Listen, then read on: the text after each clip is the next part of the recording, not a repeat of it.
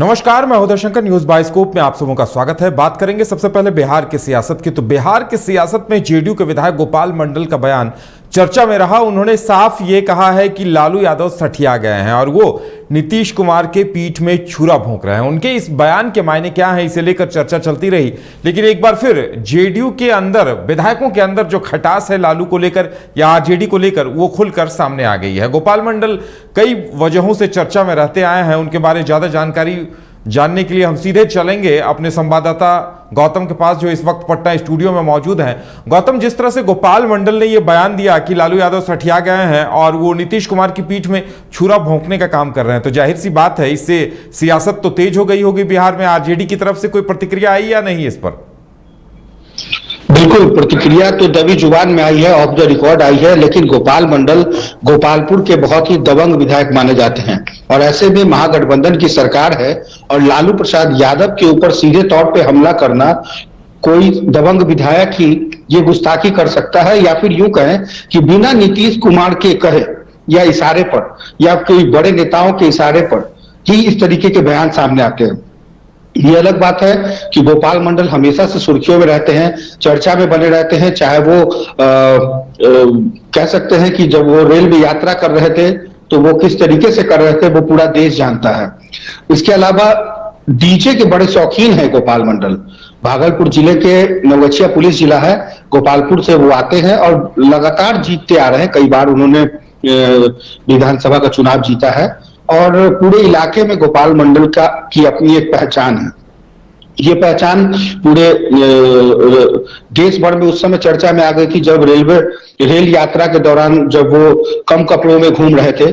इसके अलावा डीजे के बहुत ही शौकीन हैं गोपाल मंडल। डीजे अगर किसी शादी समारोह में बजे या बारातियों के बीच में जब नाच गाना हो तो वहां भी ठुमके लगाने से परहेज नहीं करते हैं गोपाल मंडल और कहते हैं कि ये हमारे कल्चर में है और हम इस तरीके की चीजें करते रहते हैं। यानी कि सुर्खियां कैसे बन जाती है उनके शब्दों से यह बताने की जरूरत नहीं है और हमेशा से वो चर्चा में रहते हैं। शराबबंदी कानून की जब चर्चा होती है तो वो विवादित बयान देते हैं। तो कहीं ना कहीं इस तरह के बयानों में गोपाल मंडल काफी चर्चित रहे हैं। लेकिन इस बार जो बयान दिया है वो इसलिए मायने है क्योंकि आरजेडी सुप्रीमो लालू प्रसाद यादव और नीतीश कुमार बड़े भाई छोटे भाई की भूमिका में है।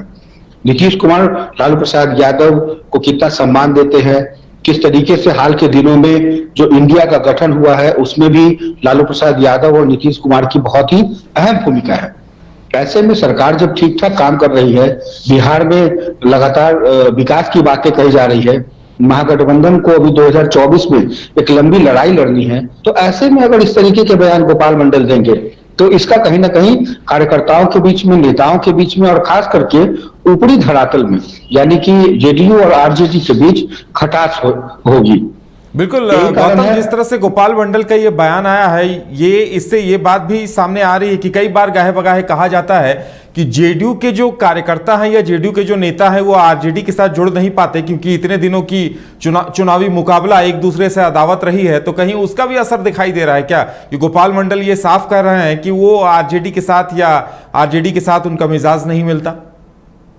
देखिए, ये बहुत सही प्रश्न पूछा है आपने और आज के डेट में अगर बिहार के अंदर ग्राउंड रिपोर्टिंग की जाए तो उससे यही बातें सामने निकल कर आती है कि भले ही नीतीश कुमार ने एट रैंडम फैसला ले लिया हो, बीजेपी को छोड़ दिया हो, आरजेडी के साथ चले गए हों, लेकिन आज भी आरजेडी के जो तमाम एमपीज हैं, विधायक हैं, वो इस बात से अभी भी मतलब गुरेज नहीं करते कहने से कि जो पहले के एलायंस थे उसमें ज्यादा कंफर्टेबल फील कर रहे थे और पिछले 15 सालों में जो लड़ाई जेडीयू लड़ती आ रही है उसकी लड़ाई सीधे तौर पे आरजेडी के मुकाबले में है, आरजेडी के नेताओं से है, कार्यकर्ताओं से है। और बूथ स्तर पर जो लड़ाई है वो जेडीयू और आरजेडी के कार्यकर्ताओं में थी। तो अब इस लड़ाई को कैसे, आप गोपाल मंडल की ही बात ले लीजिए। गोपाल मंडल भागलपुर से आते हैं, गोपालपुर से आते हैं और वहां आरजेडी को हराकर गोपाल मंडल यहां तक पहुंचे हैं। वो बीजेपी को नहीं हराते हैं, वो जेडीयू से आते हैं और आरजेडी को हरा के आते हैं। तो अब ऐसी स्थिति में यदि गोपालपुर में इस तरीके के बयानों को देखा जाए तो कहीं ना कहीं आने वाले लोकसभा चुनाव और उसके ठीक बाद होने वाले जो विधानसभा चुनाव है उसको लेकर के भी अपनी दबंगई जाहिर करना और ये बताना कि लालू प्रसाद यादव के दौर को डराकर, धमकाकर, बताकर ही यह जेडीयू सत्ता में आई है। और अब जब जेडीयू सत्ता में आई है और ऐसे में फिर से यदि आप आरजेडी के साथ चले जाएंगे तो अब आप किसका भय दिखाएंगे, किसके बारे में कहेंगे?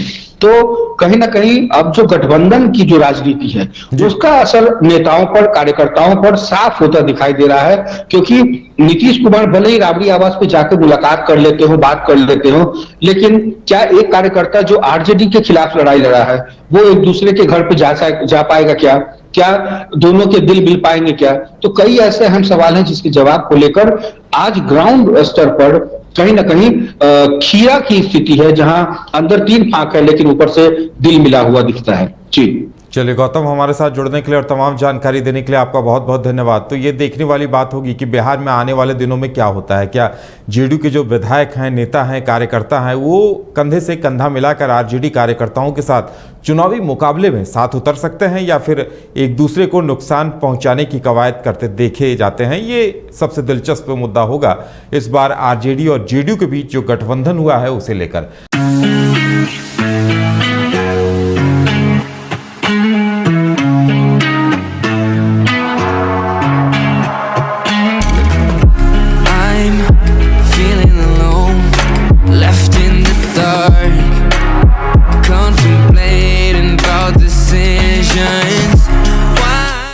IIT जी नीट एस्पिरेंट्स के सपने को पंख देने आ गया है कंप्लीट सॉल्यूशन इंस्टीट्यूट। यहाँ है smart classroom, 1-to-1 doubt clearing session, ask the expert, video solution और भी बहुत कुछ। मतलब हम करेंगे आपको गाइड, बनेंगे आपके mentor. Foundation classes from class 6 onwards for your bright future. Visit complete solution institute.